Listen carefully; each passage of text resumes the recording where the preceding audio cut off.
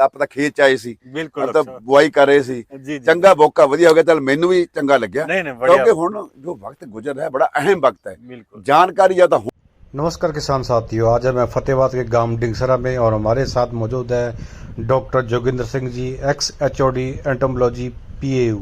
पिछले 53 साल से किसानों की सेवाओं में लगे हुए हैं। इनके 30-35 देशों में कॉटन पे रिसर्च किए हुए हैं और आज हमारे वो बीच में है। तो मैं स्वागत करता हूँ डॉक्टर साहब। तो डॉक्टर साहब, आज जो बात करें, आज 25 अप्रैल हाँ है जी, हाँ जी, हाँ जी, और किसानों ने नरमे की बीटी की बिजाई करनी है। हाँ जी।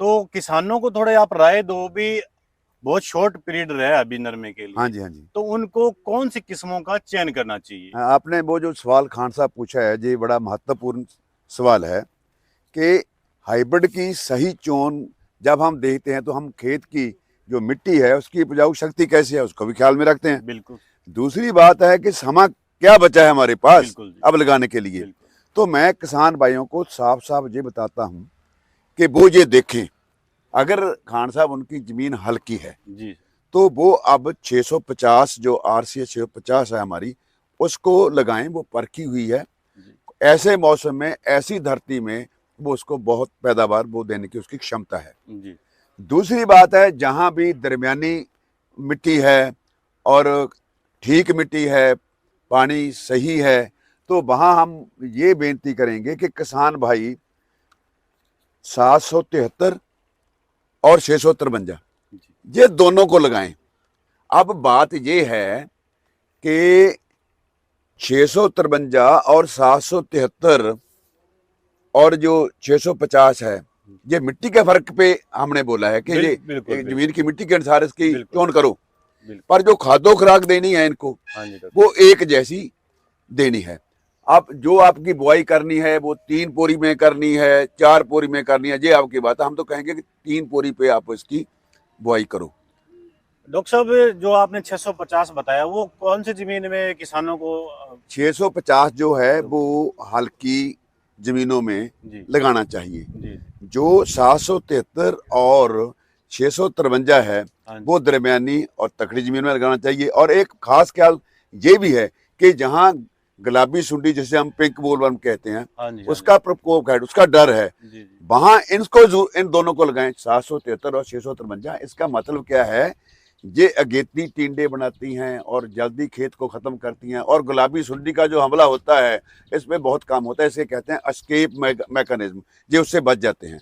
तो इन इन इन बातों का ख्याल रखकर आप चोन करें।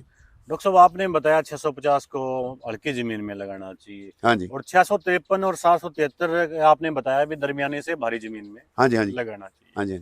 तो इन थोड़ी सी किस्मों की विशेषता बताओगे भी, कितनी झाड़ दे देता है, पैदावार दे देता है एकड़ का? देखो ये जो है वे कितनी पैदावार देता है, इसमें हर जो हाइब्रिड होता है उसमें एक स्ट्रेंथ होती है, उसकी ताकत होती है, पैदावार देने की क्षमता होती है। जी वो निर्भर करता है आप उसकी खाद्य खुराक कैसे करते हैं। मैं आपको बताता हूँ, अगर कुल पैदावार आपने नरमा कपास की देखनी है तो उसके लिए 3 बातें जी जरूरी हैं।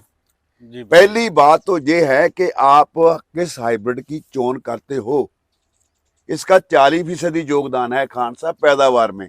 जी जी और दूसरी बात है, उसको अब कैसे खेत की तैयारी करते हो, कैसे उसकी बुआई करते हो, कितनी खादो खुराक डालते हो, कैसे सिंचाई करते हो, जी कैसे हानिकारक कीटों से बचाव करते हो। जी जी और अकेला जो खादो खुराक, खरपतवार की रोकथाम, बुआई का तरीका, उसका 40% योगदान है।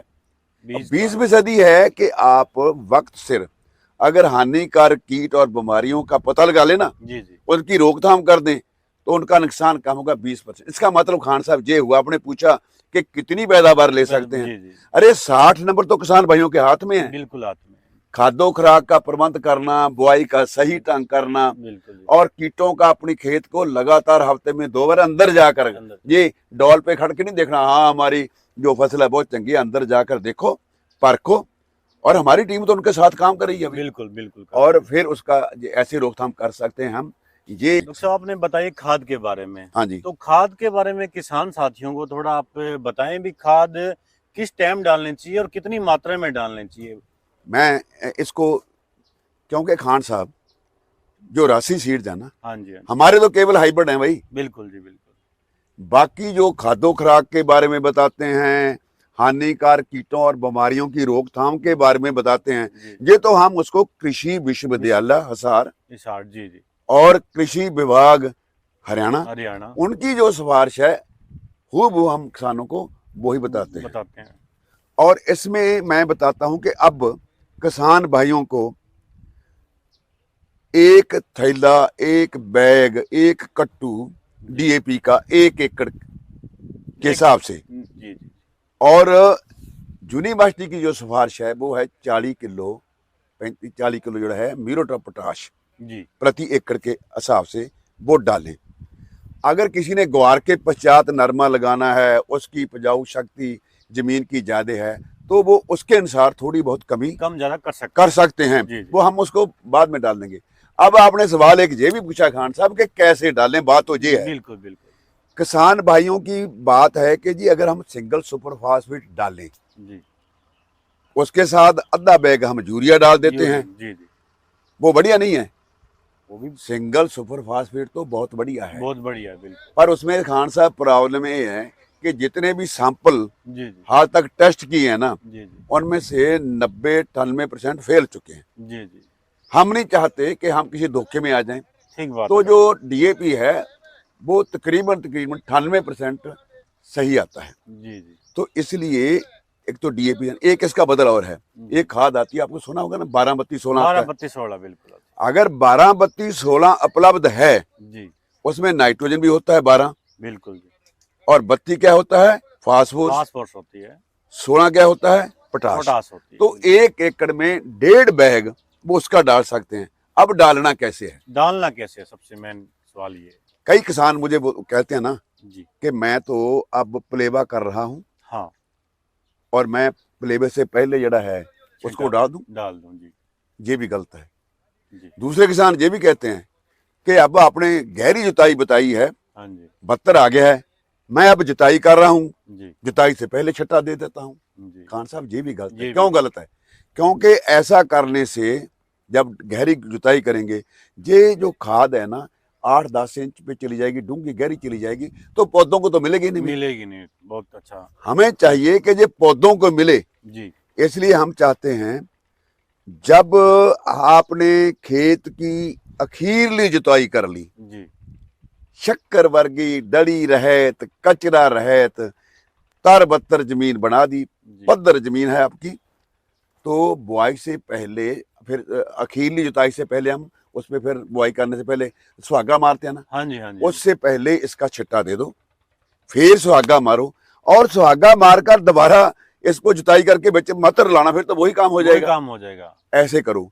दूसरी बात एक मैं आपको बोलता हूँ, जिन किसान भाइयों के पास ड्रिल है जी, और ड्रिल के साथ खाद और बीज हम दोनों वो बरत सकते हैं, हाँ, आजकल वो बिल्कुल चल रही बरतें, उसमें खाद की बचत होती है। है। जी, खुड और खुड के विचार छट्टे के द्वारा जो खाद आएगी वो तो खरपतवार को मिलेगी, मिलेगी, हाँ, पौधों को तो नहीं मिलेगी ना। बहुत अच्छा। तो ऐसे लिए ड्रिल का वो उपयोग करें। और तो हमने बताया भी कॉटन के लिए जो 6 मुख्य तत्व है, नाइट्रोजन है, फास्फोरस और पोटास है, और मैग्नीशियम, जिंक और बोरोन, ये 6 तत्व नरमे की पैदावार में बहुत अच्छा बढ़ावा देती है, करती है।